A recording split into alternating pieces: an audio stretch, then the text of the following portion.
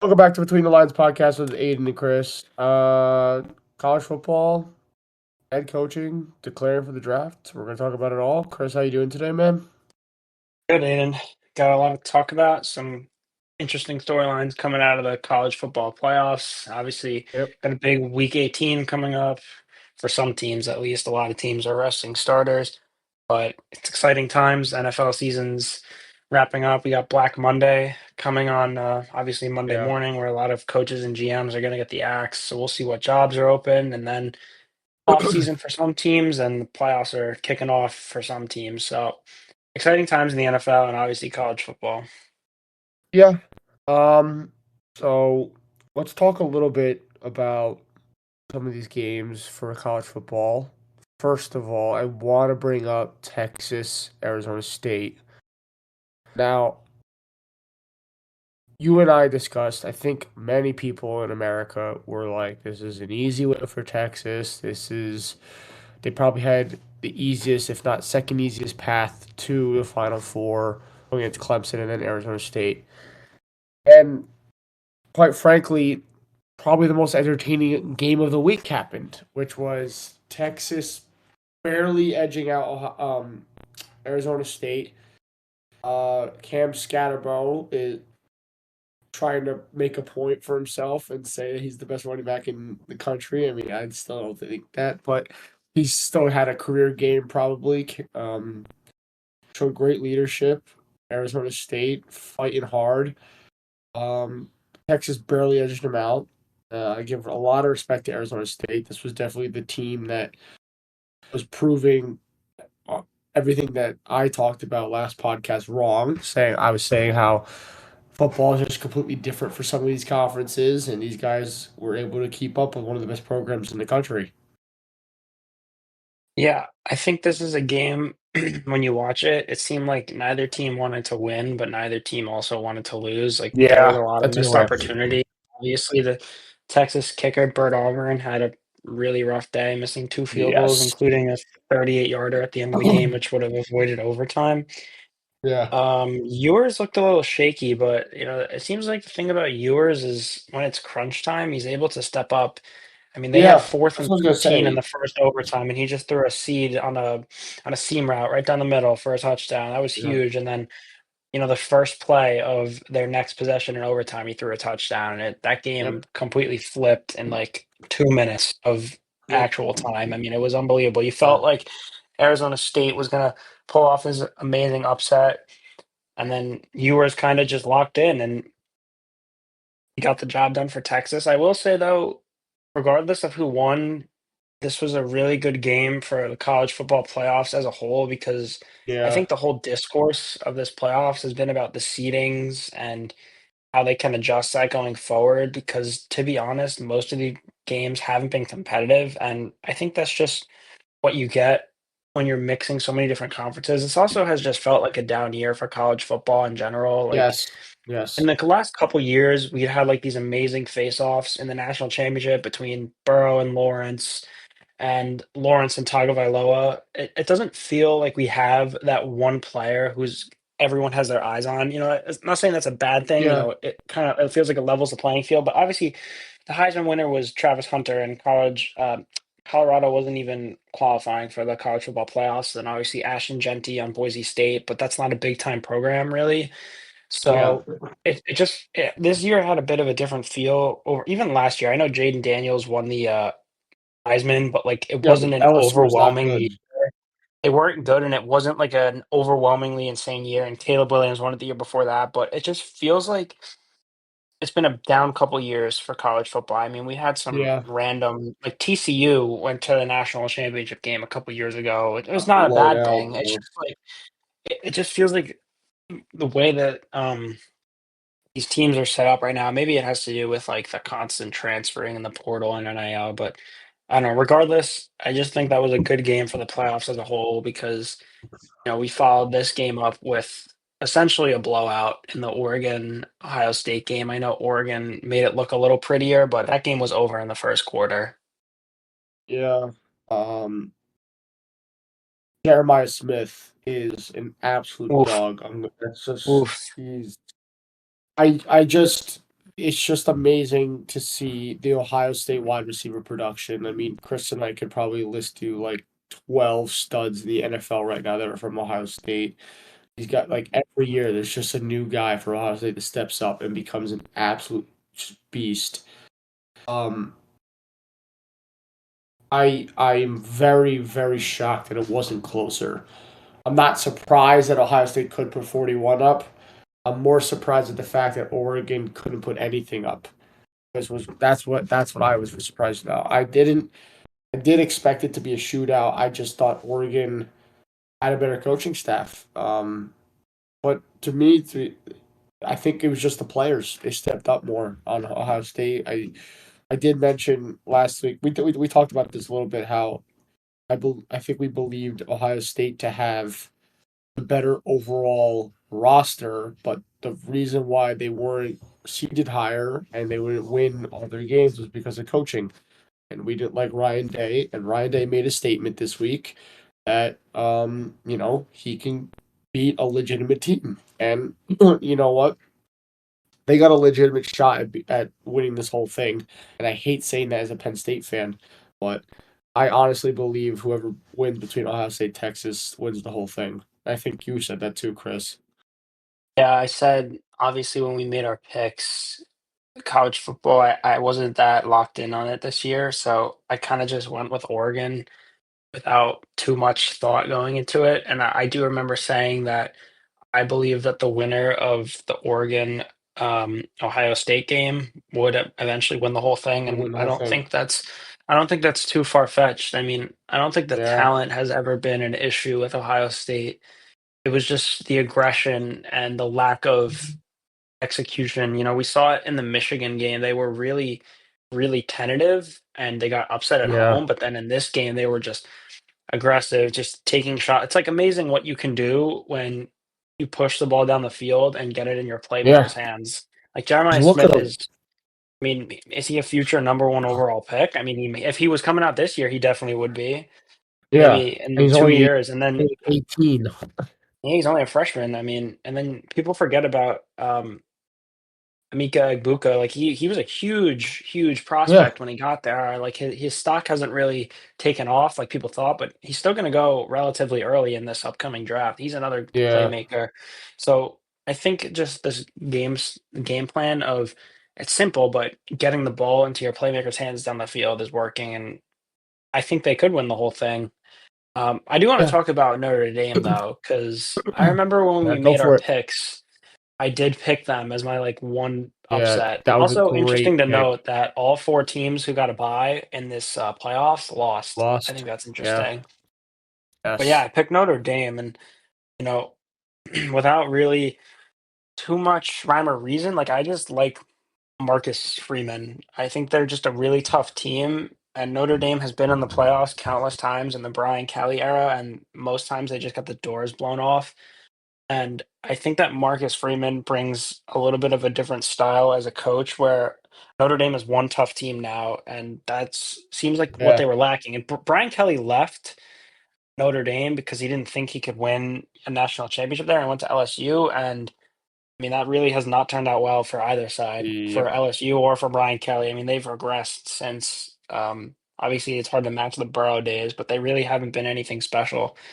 And then you see Notre Dame. I mean, people are talking about Marcus Freeman. They want him to coach in the NFL because of the success that he's had. So I just think he's a really good Yeah. coach. I think it's good for Notre Dame that he's there, and maybe they're going to be in the national championship. We'll see. I think it'll be interesting to see who comes out on top. Yeah. All right. Well, let's look at these two games now. I mean, you got Texas, Ohio State. You have Notre Dame, Penn State, right? Yeah, Penn State was an easy win. I mean, okay. Well, okay. I'm not gonna get too far ahead of myself, but we did win by a couple of scores. To be fair, everyone's bashing Ashton Genty, saying he's a fraud and everything like that. You guys should go. Whoever's saying that should genuinely go look at his highlights. He had like 30 carries for 90 yards. If you look at some of these runs, though, I think he made 6, 7, 8 guys miss tackles or break tackles on these runs. It's wild for like 7 yards. He's still probably, in my opinion, the best running back in the country. I mean, I don't know how you just discredit him that quickly. Penn State was able to break through that line so quickly, and he's still able to get 2 or 3 yards on a run. I think that's the most impressive thing as a running back you can possibly do, which is not lose any yards. Um, his balance is just insane. He kind of reminds me of Alvin Kamara in that sense, where the dude always finds a way to stay on his feet. I don't know how, but he does it. It's remarkable. But there were a lot of missed opportunities for sure by Boise State. I think there were a couple of times where Penn State got lucky. There were a lot of bad, like brutal flags in this game. Um, Drew Aller, looking at his stat line, wasn't bad, but he did struggle. A lot of missed guys at times. But Penn State did the thing that they found success in for the past couple of years with their two-headed monster in Nick Singleton and Katron Allen, and that's what won them the game. They combined for over 200 rushing yards and a couple touchdowns after on it, and that's how you win. You just run the clock out, and that was it. Contain the ball, or protect the ball, and just don't let Genty get it, and that's what they did. Now they play Notre Dame. Um, let's talk about Texas Ohio State first, though. Do you think, like Chris, who's the underdog in this game, though? Um, it's interesting because both of them I think are pretty similar. Yeah. When you talk about the kind of season that they've had and how they got to the playoffs and some of the disappointment that they've had, I think it's dead even. Mm, I don't know what the odds are really, but I'm pretty sure I saw like on ESPN, take it with a grain of salt, but it was like a 50.8% chance for Texas. So I uh-huh. think this is probably as close of a game as we'll see. I just it's such a toss up because Ewers can't really afford the kind of start that he had against Arizona State Yeah, this because time you're not coming around back from that. because this is a way better team. And Yeah, some have thought that Texas has, the best defense in the country, one of the best defenses. Um, and Scadaboo obviously had his way with them. So it makes you wonder how Jeremiah Smith and Egbuka and Will Howard are going to play.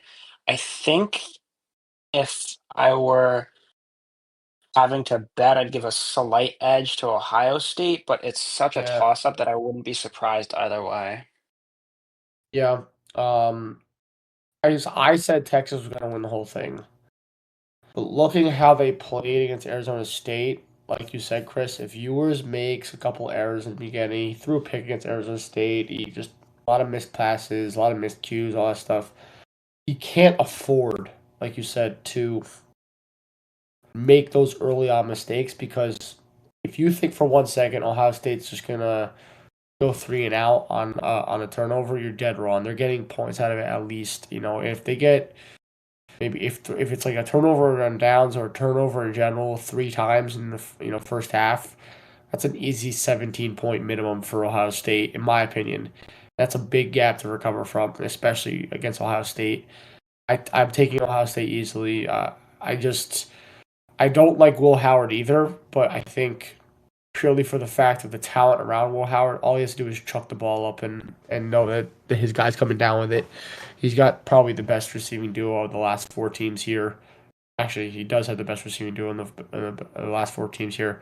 So I'm going to take Ohio State easily. Now, the other one is Notre Dame Penn State. And this one is more interesting to me. I think you said the other game was fascinating and more even. I think this is probably going to be the best game of the playoffs so far in terms of just a quality football game, not just college football. In terms of we'll see turnovers, we'll see punts, we'll see scores, we'll see field goals, we're going to see every aspect of football in Notre Dame versus Penn State. I think it'll be very entertaining.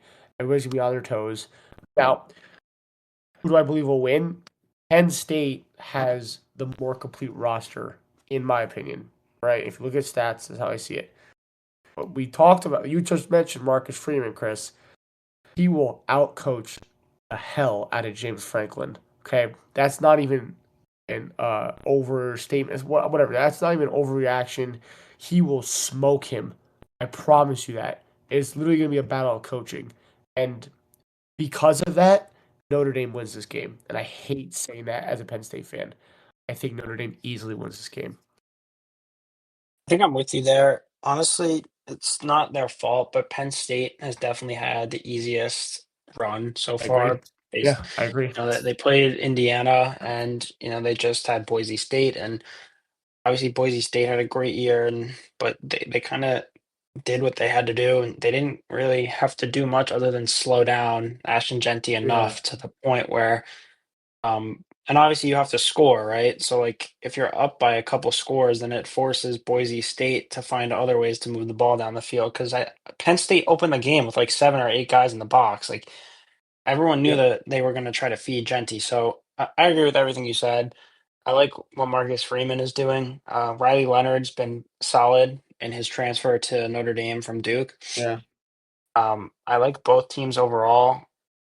Obviously, I'm a big fan of Abdul Carter. I think he'll be a top 10 I pick in this love draft. him. I don't think Yeah, that's a hot take. And I actually do like Drew Aller. I think that if he has, let's say he has a really good game and they win, and then another really good game in the national championship, whether they win or lose, like I think he might have to consider declaring because yeah, for the lack of talent in this NFL draft, especially at the quarterback position, he would be a lock to be a top 5 pick in my yeah, opinion. yeah, So, I think there's a yeah. lot riding on, this game, potentially these next 2 for him specifically, but I will agree with you in that I think Notre Dame wins, mostly because of Chris, Marcus Freeman. Chris, do you want to say what you told me over text about Drew Aller? Yeah, and I said I was sitting there watching the game, and I texted you because I knew you were watching, and I think I said that I think Drew Allen could be the best quarterback in this draft, and obviously that's Yeah. not saying much because, you know, who are we looking at anyways? Shador Shador, and Cam, Cam Ward, really? Jackson Dart, Jalen Milrow. Yeah, so I don't think that's like a crazy statement, but I think the upside as a passer is there. Obviously, Shador comes with a lot of buzz, but I don't personally see some of the hype that would warrant him going number 1 overall. Like, he has a lot of the same issues that Caleb Williams had, and the fact that he has 0 pocket presence, but doesn't have the talent that Caleb Williams had to warrant being the first pick, if that makes sense. Yeah, I agree with No, you. he's pretty accurate over the middle of the field, but, like, he doesn't have a crazy arm, and, there's no traits that just absolutely stand out where you're like, "We Yeah, can live with some of his other faults because he's so good at this." yeah. Drew gives me like, not saying he is because Andrew Luck was insane, but he gives me Andrew Luck vibes in terms of his build and all that stuff. Great arm. He just has to. I don't know. I think his decision making is a little poor. Um, I mean, yeah, maybe he can go to a team this year in the NFL and produce, or maybe just sit in the bench and learn for a little bit. But it's got to be the right team because I I don't think any of these this is I don't know if this is a hot take, but I don't think any of these quarterbacks are ready for the draft. Maybe Jackson Dart is, but he won't be a first round pick in my opinion. Unless quarterback is that valuable to some of these guys. Um, I know it's bold of me to say that, but there's some massive like I don't see a definitive like, oh, that guy's gonna be a franchise quarterback. I don't see that in any of these quarterbacks this year. So yeah, I could see people agreeing with you, Chris, when you say Drew Aller could be the best overall quarterback in this draft if he declared. The question is, what team takes him and how does he produce? Um, I don't know. It's just like you said, Chris. There's a lot more skill positions out there, or other different positions in general that I think are more valuable in this draft, even for teams that need a quarterback. I mean, I know it's bold of me to say, but yeah, we'll talk about that a little later. But yeah, I'm gonna have. I mean, as a Penn State fan, I would love to see Penn State play Ohio State in the championship. That'd be Now, pretty awesome. I said this while watching the game. Sorry, I mean to get tic tacs when I sound like that. Um, I said this while watching Ohio State Oregon. I said if Penn State goes to the championship and they play Oregon and they lose, James Franklin still keeps his job. if Penn State goes to the championship and plays Ohio State and they lose, James Franco loses his job. I promise you that because this would be this last chance to do something right against Ohio State. And quite frankly, if you lost that game, it's done. It's completely done. There's no way you could possibly come back from that. Losing to your rivalry again in the championship, no way. Interesting you bring that point up because I think the same is true for Ryan Day. If he makes Yeah, it to the national championship against Penn State, one of the big rivalries, and loses, especially after losing to Michigan this year, like how do you brutal. justify That was brutal. bring, yeah, how do you justify bringing him back? Especially because like I think Ohio State has had more talented teams than this in the past with Ryan I Day, agree. and they had 2 quarterbacks who went in the top half of the first round. You had Justin Fields, who went to the Bears, obviously, and then Stroud went to the Texans.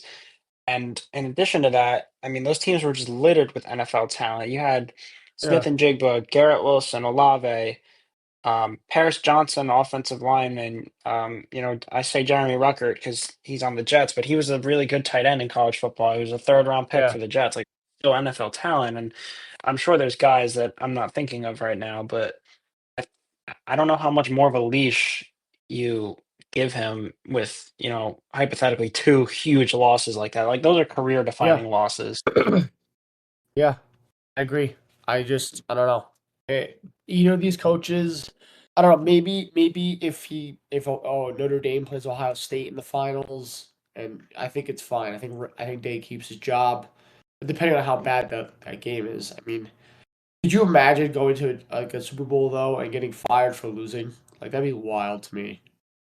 Like that's like what I Yeah. see some of these guys doing now, like for college football. It's like I think in it's college just football it's a little different because like this has been boiling for Ryan Day for um many a years. couple years now, and Yeah, like it's different in college football compared to the NFL, where like you usually fire your NFL coach, like your team stinks, like you've underachieved in your rebuild. Like that's kind of what we see. You got like 3 or 4 years, the team's not progressing, and you get fired. Most yeah, cases, obviously, I mean, you could have a successful coach leave for whatever reason, but in college, especially now with NIL, like everything is so funded by boosters and outside sources to the point where it's like you give these guys a leash, but you're not like worried that your program is going to completely collapse if yeah. they get fired.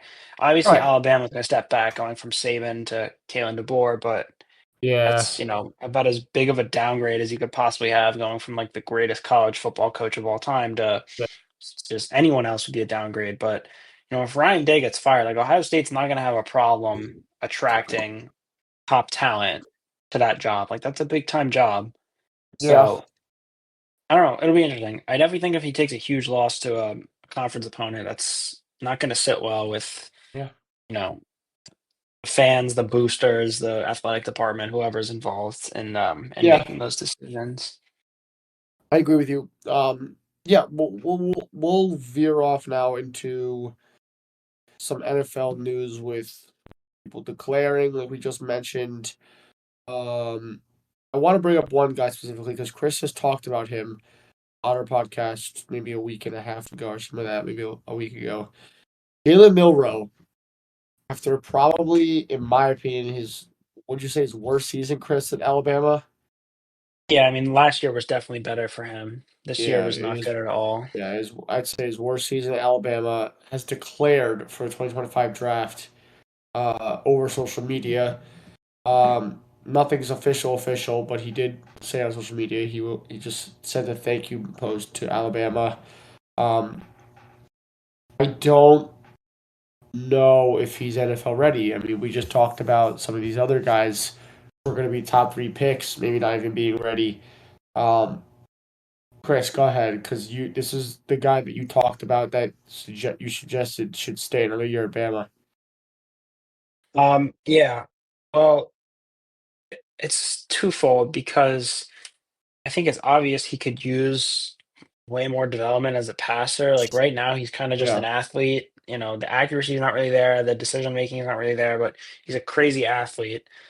But on the other hand, I know there's NIL and like there's financials in college now, but if he gets hurt, you know, tanks his draft stock from, I don't know, what would you say, a third round pick now is what he should be? Maybe he gets I drafted a mean, little he should be higher. I mean, at best, like a low second rounder at best, like a Jalen Hurts kind of situation. And I don't even think he has the talent to warrant that. I just think there's no quarterbacks in this draft. So Yeah, someone's gonna that's the only throw a reason why I dart said that. early.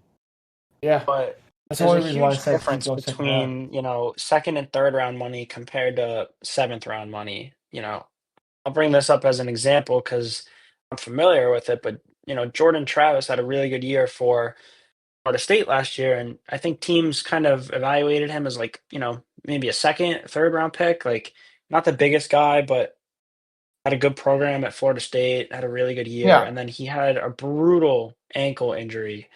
And the Yep. Jets were able to get him in the fifth round, which honestly might have been a little early for him, but they wanted to get him and see if they could, develop him a little bit to maybe a backup. And He's he still on the still hasn't roster. practiced. He's on the pup Oh list because he hasn't practiced the entire year because of how bad man, that that's a ankle injury brutal was. injury.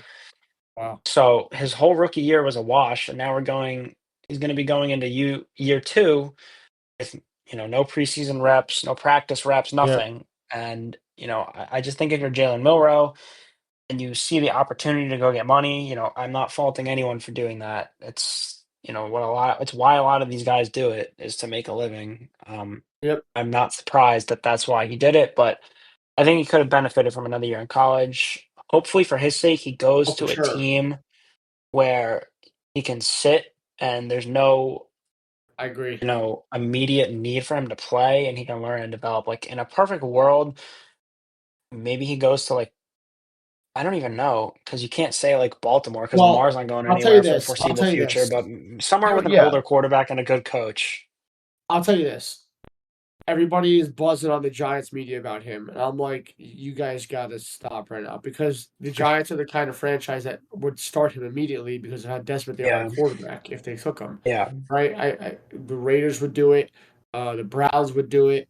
Um, it's just the guy needs, like you said, Chris, he needs to develop his passing stuff. I don't disagree at all that he's not an athlete. He is one of the best athletes in college football, in my opinion. The dude can run anywhere. He can make space. He can take it for 15 yards if you need him to. He can extend the play, but it's what he does for the play that I need to figure out. Like, does he throw the ball? Does he make the right decision when he's throwing the ball? Um, and yeah, I agree with you. I think I don't know. This seems bold, but maybe the Dolphins could. I'm not saying take him now in the first round, but Interesting. the Dolphins wouldn't surprise me with the situation with Tua. I mean, I'll tell you right now, Tua's one concussion away from retirement. If he doesn't do that, Yeah, it's bad. like he should retire already. But if he gets one more, he's got to be done.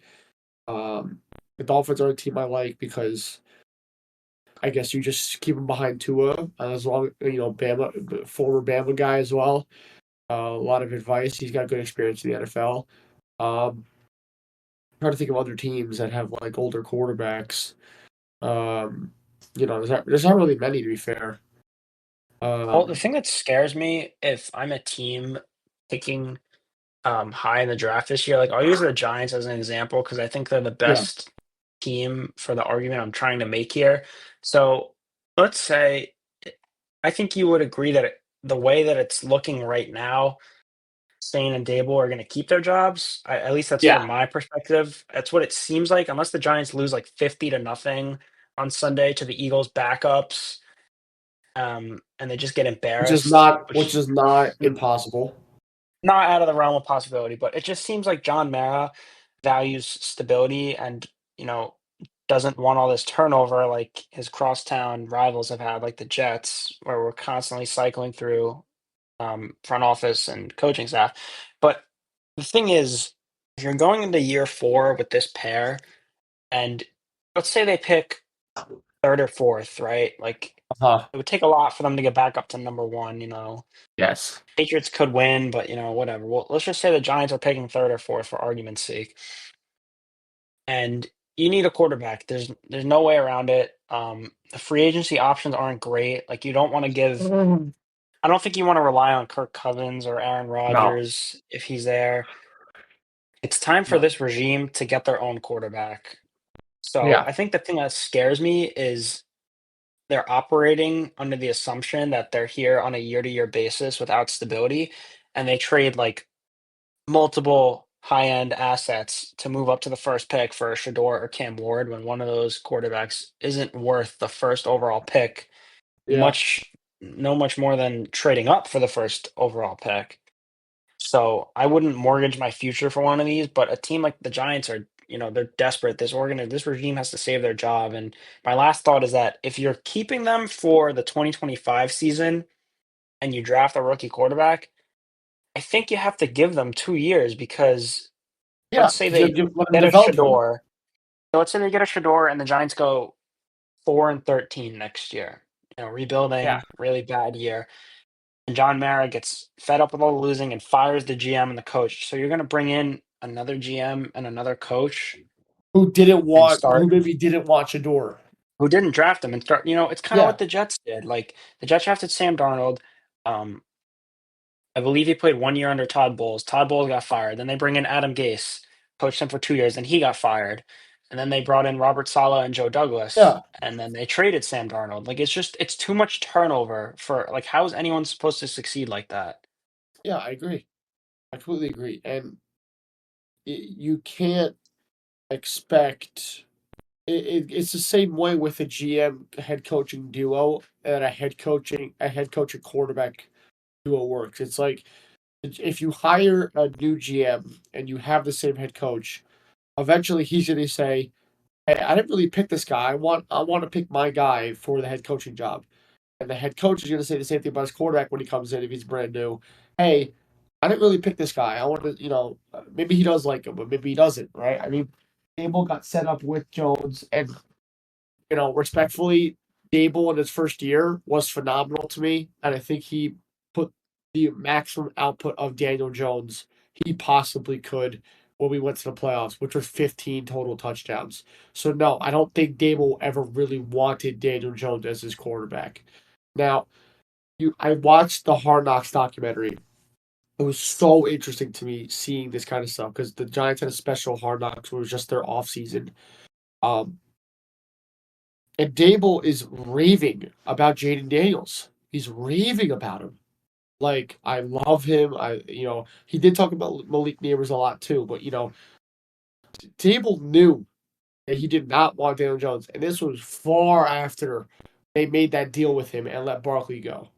Could you imagine if Dable had that little power in him to convince Shane to say, you know what? Let's let Jones walk.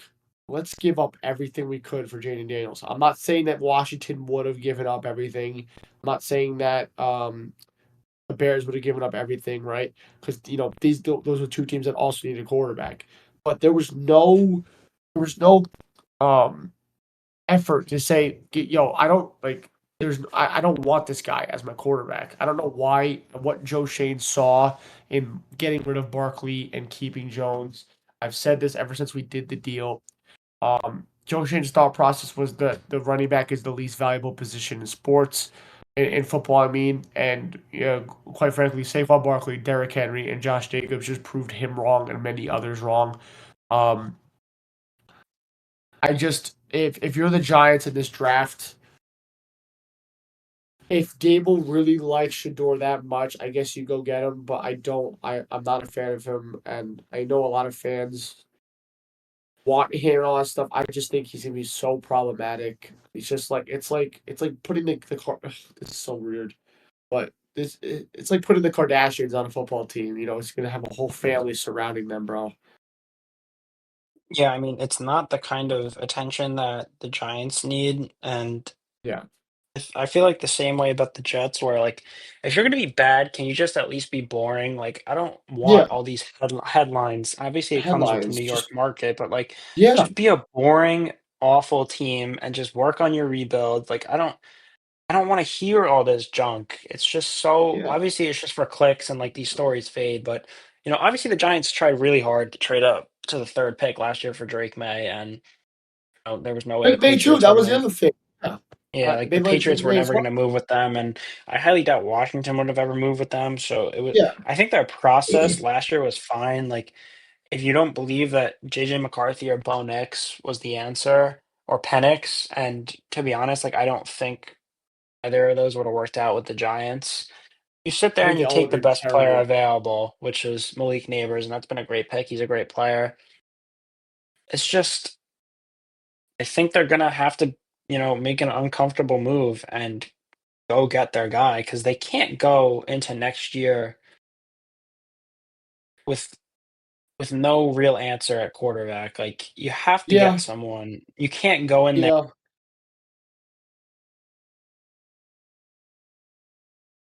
Chris, you cut out, brother.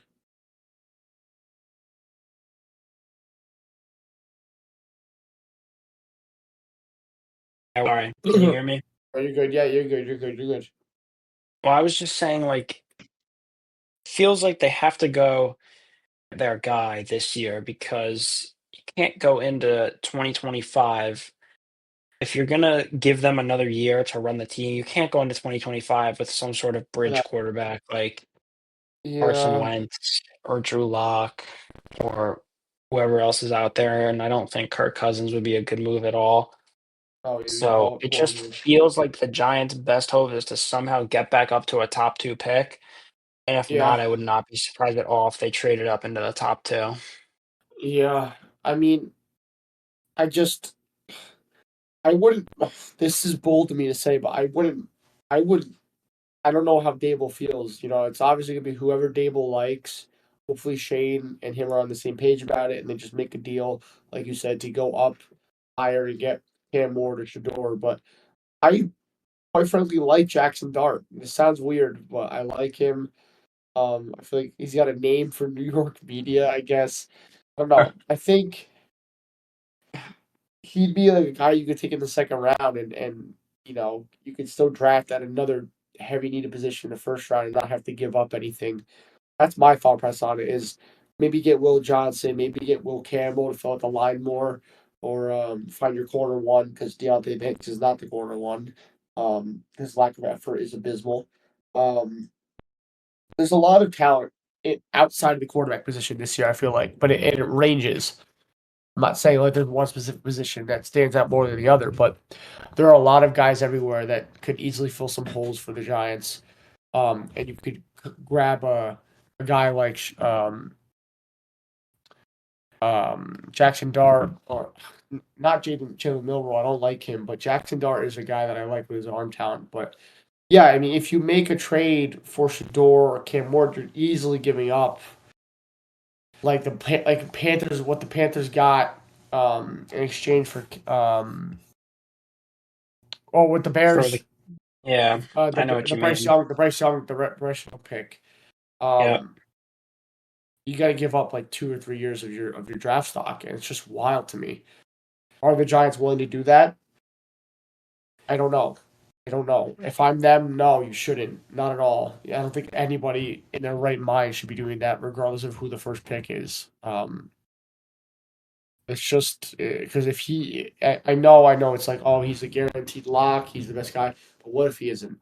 That's the thing that I always stick with is like he's not always going to be the superhero guy. You're not going to hit on every single pick you make. Um, so yeah, I would not like to see them trade up for him. I know it's a smart move to do. Um, but they're gonna give up, like Chris said, they're gonna have to give up a lot, and they're gonna have to do it because they need a guy. Because there's no point in keeping these two around if they're gonna get a bridge quarterback again. Who would I want? I would prefer Cam Ward purely for the fact that he had a better bowl game, and as stupid as it sounds of him benching himself, I find it immature. Chris, I think I want to talk to you about that actually, but Shador had an awful game. I'm not saying his team was great either. Shador had just nothing going for him. Um, I think Cam Ward to the Giants would be a lot smarter. Um, he'd feel comfortable with Malik as his one. They'd be. I think that he would help Cam Ward produce a lot. So I don't know. Chris, I texted you Cam Ward. made the quote unquote business decision to sit out the second half of his bowl game, and you said you were surprised he was in at all, right? Yeah, like, I mean, if you're gonna sit out a half, like, I'm kinda just surprised you went in to begin with. Obviously, I guess he wanted Yeah, to put some solid tape out there, but I don't know. I don't care too much about it, like, plenty of interesting, guys sit really. out. Most of Michigan's, Will Johnson and Mason Graham, I think they both sat out of their Yeah, bowl okay, games. fair. So it's not like this was a playoff game. Um, Yeah, yeah, I don't really think it's anything that serious. It's just I probably would have just here's sat out entirely, honestly. If yeah, that's what I prefer. If he didn't want to play, he didn't want to play. But it's to me what ticks me off is how do you go in and put up 200 yards or three touchdowns in the first half and say, "Nah, I'm done. I'm done." You can bring. I know, it's just a bowl game. It's not playoffs, but it's like, oh, it's a bowl game. Play for the school, bro. Play for the school that helped you build your brand and build, you know, your draft stock and all this stuff. Play for that school because you had the number one. You had one of the best, not number one, but you had one of the best offenses in the league, and you just said, "Nah." And they end up losing by 1 point, 42-41 to it was Iowa State. To me, I just look at that and it's like, bro, you know, I'm not saying that it was self. I don't know. To me, it looks selfish. I don't know. It's like well, no, it definitely was a selfish business decision, but again, it's like terrible in my I, opinion. I'm not surprised because of it's similar to the conversation we just had earlier about Jalen Milrow and like the millions you could lose. Like, what happens if God forbid he tears his ACL and he's never the Oh same or yeah, something horrific like that. It kind of reminds me of. Do you remember Jalen Smith, the linebacker from Notre Dame? yes, Notre Dame He had a linebacker. little Yeah, stint with the Giants there, but yes, I he liked him, played in their bowl game, similar situation, and like he and he hurt ruined his himself. knee, and Yeah, he slipped in the draft, and his career was never what it could have been. So yeah, there's always a risk. Like Cam Ward is a lock to go top two, top five at the worst. yeah, So I understand it. yeah. I don't know. At that point, I'm just like, don't play at all, dude, because I you agree. know I would have just sat out. I guarantee you got all those fans in the stand. You got everybody that is Miami alumni, whatever, watching at home. They're like, "Oh, we can win this bowl game," and you just see your Heisman caliber best player guy just go, "Nah, I'm done." You find it to be absolutely disrespectful. Now, does he do something like that in the NFL? No, but I'm saying there's potential for that kind of selfish reflection, where he could just have that kind of ego, and say like, do what's best for himself and not what's best for a team.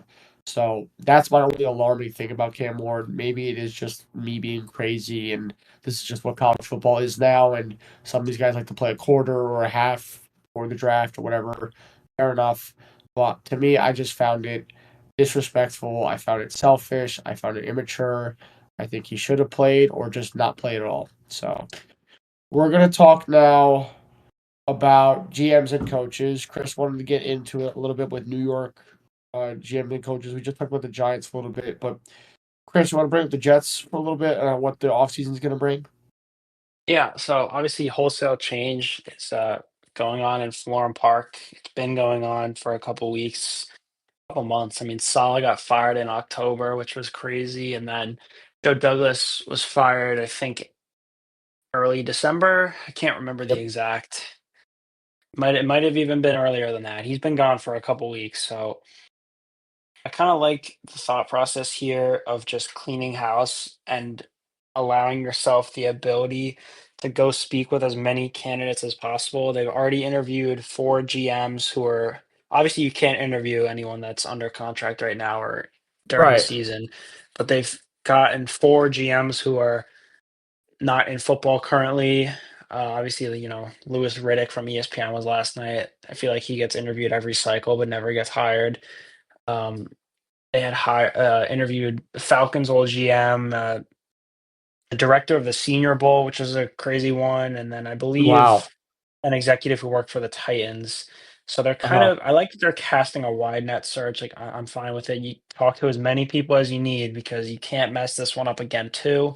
And then as far as coaching, yesterday they spoke to Ron Rivera former Panthers coach, former Interesting.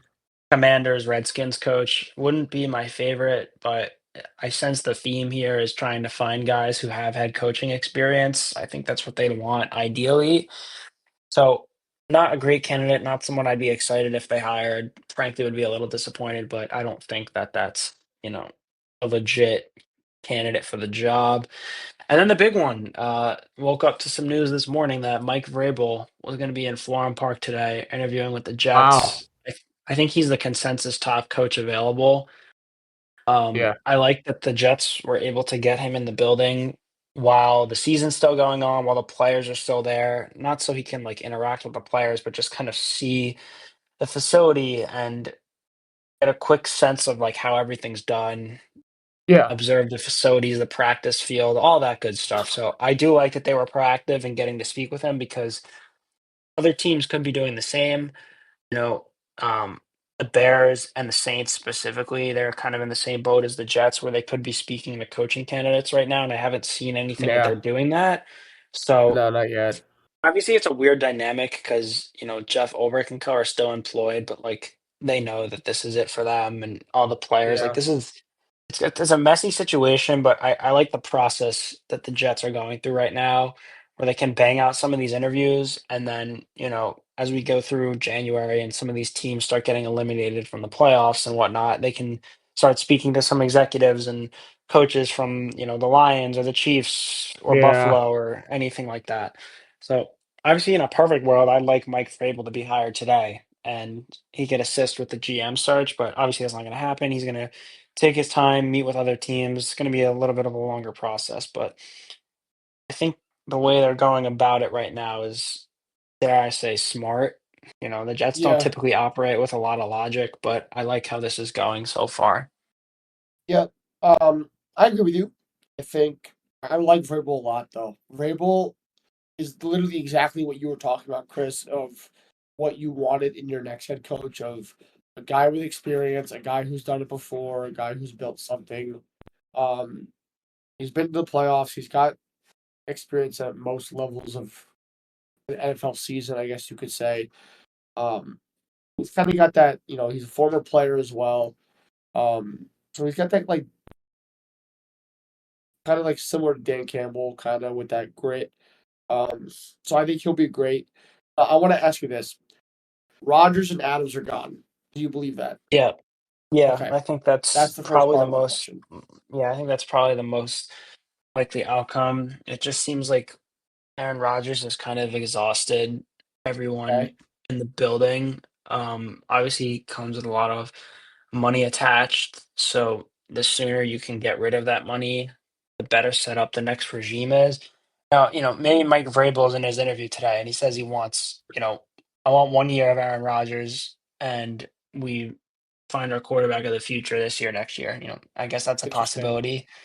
But as it stands now, like I said to you earlier, like, the Jets just need to be a boring team for a little bit, Yeah, but then, like, Rodgers came, it was, like, this whole thing, they flew out to California to recruit him with, like, ownership and the coaching staff, and then we got him, and then we went on Hard Knocks and all this hype going into 23, and then he gets hurt, and then he's out there on the field, like, throwing before all the games to, like, try to build up some hype, and then obviously this season's a mess, and then the Netflix documentary Enigma comes out, which is about Aaron Rodgers and his rehab and his personal life, and it's just there's just too much noise going on. Like, yeah, maybe the Jets next year just need to go with, like, Tyrod Taylor as your starter and try to find your long-term quarterback and just have a bridge year. It's boring. It's like I wouldn't be excited for 2025, but, like, they tried the flashy move of Aaron Rodgers, and it yeah, unfortunately,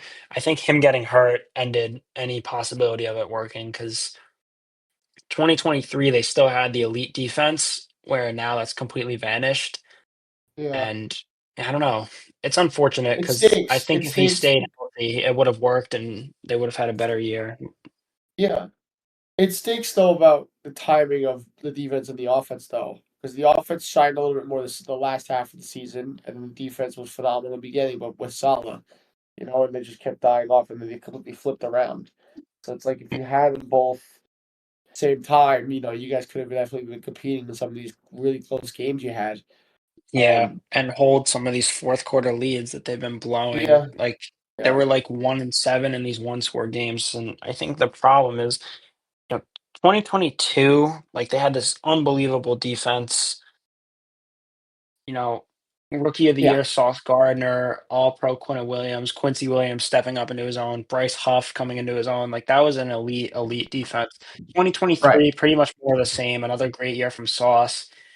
And then little by little, Joe Douglas started essentially gutting the defensive line other than Quinnen Williams. Like the Jets have had some quality players leave on that defensive line. Like they lost Sheldon Rankins, and Uh, then last year they had Quentin Jefferson, who's not a household name, but like he was really solid for the Jets. Had like 6 or 7 sacks. They let him go. They let Bryce Huff go. They traded John Franklin Myers, and then they brought in Hassan Reddick, and he doesn't even have a sack yet. He has half a yeah, it's sack, and nothing. Yeah, he's awful. He came out of shape. He held out. Like that was probably one of the worst moves in franchise history. And obviously, unfortunately, Jermaine Johnson tearing his Achilles. So it's just like Salah getting fired, plus the lack of talent in the front seven has just killed this defense. yeah, Honestly. yeah. Now let's bring up the hypothetical of Rogers gone and Adams. All right. Let's say you bring in Vrabel, you keep Tyrod, he's going to start for you guys. What happens if you draft Jalen Milroe? Not in the first round, Well, but yeah. I mean, I wouldn't like spending a top 100 pick on him. Like, I'd rather wait until 2026. I think, I guess, preferably in a world where Tyrod's the starter, you have Jordan Travis try to develop a little bit, see what you have, and I like him though. I like Travis. I think I would want them to sign Justin Fields to come in and Mm, have like a see, little that's bit who of a I battle wanted for with my team. Tyrod. Yeah, I think That's who Justin I wanted. Fields, Yeah, that's a good move. I don't think he'll stay in Pittsburgh because, logically they should just re-sign Russell Wilson for a couple Yeah. years. Um, Was Field the obviously like Fields play with Wilson, right? they were on the same team in that year, and I don't know if you remember, but like Interesting. our friend Very Matt, interesting. who's a good friend of me and Aiden, like huge Jets fan like myself, when the Wait, who you talking Jets about?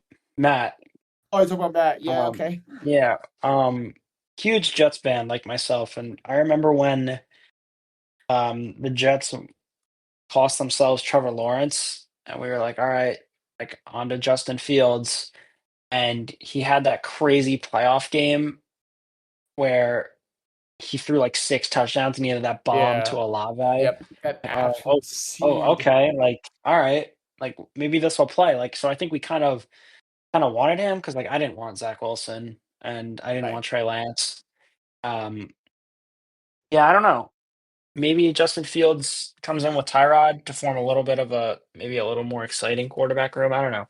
We'll see. Yeah. There's a lot that has to be sorted out. It's just one option that I've seen online that could be Yeah. could be interesting. See, that's the one guy I would have if I mean, obviously you want him for the Jets, but for the Giants, if you're gonna take a bridge quarterback, that's the one guy I would have really liked, just because. I mean, I don't, he had a decent set of games with Pittsburgh. He just couldn't throw. I think that's been his struggle in the NFL for a while, which is surprising considering how great of a passer he was in college. I mean, I think it has to do with how much he had to scramble in Chicago, and it kind of like traumatized him or something, where he feels a little bit of pressure and he feels like he has to get out of there and run for something. But I think, I mean, Jets or Giants, in my opinion, would not be a bad fit for him because you got a number one receiver for him, Wilson or Neighbors. It's just it's a team that needs a quarterback desperately, so they'll give him a shot. Yeah. Obviously, he's kind of just like a shot in the dark because he hasn't had Yeah, too much NFL success. be But cheap. yeah, he would be cheap. I wouldn't be mad about. making a move like that. But first things first, the Jets just have to get the right leadership in place for a change. Yeah, I think I don't know. I'm Vrabel would be amazing, but Yeah, I don't that's know. the guy I would want. I'd be honest with you. I see the Bears going after Ben Johnson, and it's bold of me to say Ben Johnson's an offensive genius, but I don't think he'll be a great coach. It just my uncle's a Bears fan, and he's like I love Ben Johnson, but he's giving me Matt Nagy vibes, and I'm like I couldn't agree more.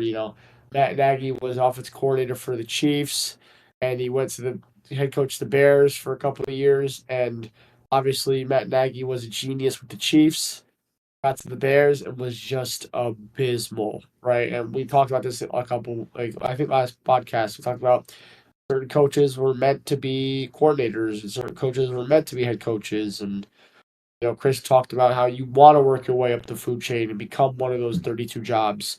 And yeah, guys will definitely get the chance, but I think even for the guys themselves that are going into these jobs that were offensive and defensive coordinators or whatever they were, and they become a head coach, even they discover that maybe they were better at becoming an offensive coordinator, or maybe they were better at defensive coordinating. That was my argument for Brian Flores, right? I mean, he got a shot at being a head coach, right? And yeah, maybe he can learn and become a better head coach for another team. Like Chris said, he could be a candidate for the Jets, maybe in the offseason. But, you look at the season as a defensive coordinator, and it's like, wow, you put together one of the best defenses of the past 5 years, maybe with the Vikings. So, um, I don't know. We'll see what happens. Chris, you got anything else to add before we end this podcast? Yeah, obviously a lot just remains to be seen. Like there's a lot of hypotheticals, but I think it's setting up for an interesting offseason for us to dive into. Obviously with the draft, like this is a very unique draft in a sense where there's I think we got spoiled by last year's draft. I think every team it feels like is almost happy with the first round pick that they made. Yeah, Um, there's very few like if you could go back do-overs. I agree. This draft is I different agree. in the sense that there's not a lot of blue chip talent. Yeah. So I just think it'll make for some interesting conversations for us to have over these next couple months once we see who picks where and who's hired where and all that good stuff.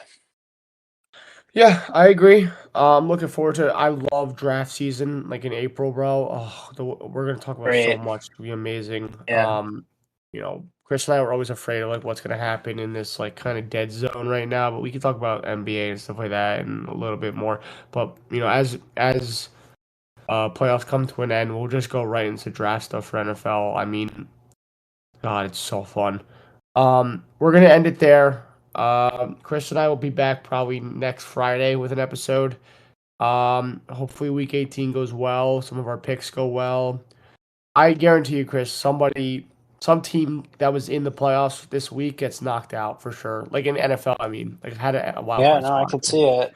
Bengals, Falcons, Buccaneers, somebody's getting eliminated. I mean, Broncos, Dolphins, somebody will be in a position of power and lose it all this weekend. So can't wait to see it. Hope everybody enjoys the games. Hope everybody's doing well. Take care. Take care.